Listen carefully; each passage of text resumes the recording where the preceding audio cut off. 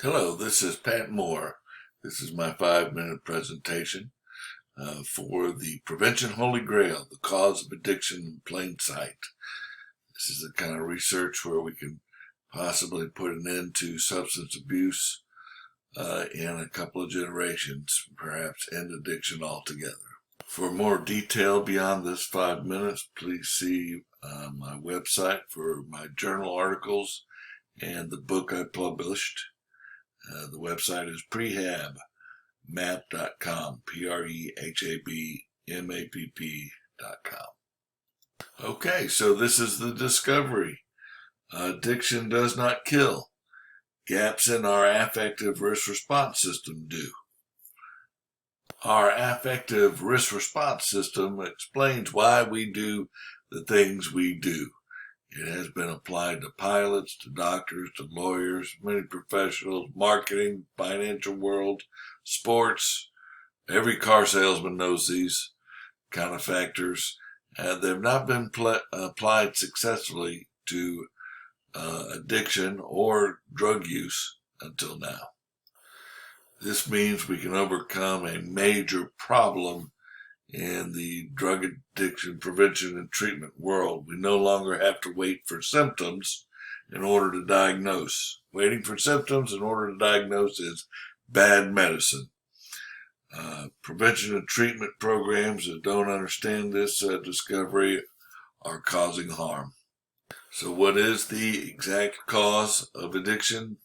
The cause is mistaking a dependent risk response pattern for an autonomous pattern. This is the necessary and sufficient cause of any addiction. We found this through a very simple experiment. We took this model with peer educators and staff. We presented this model to freshman college students and measured the relationships between the variables in the model. The breakthrough was the measurement.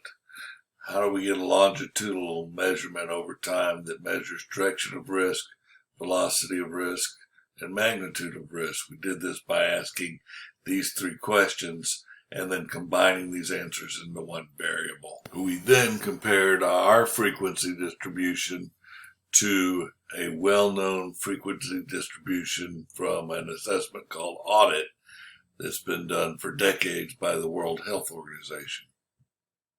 As you can see by looking down here, the correlation is extremely high.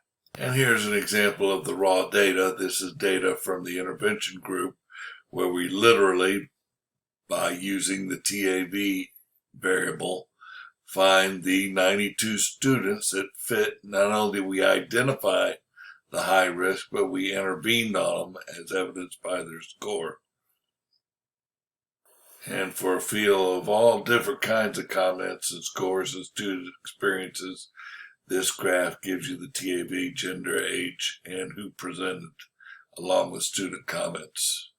I think you'll agree they're different from the typical kind of assessment for alcohol and drugs. This table here represents a multivariate analysis tool known as the elaboration model or the Lazarsfeld method or Columbia model, and it measures the most important attribute of the variables we're using from the affective risk response system, which is risk and benefit.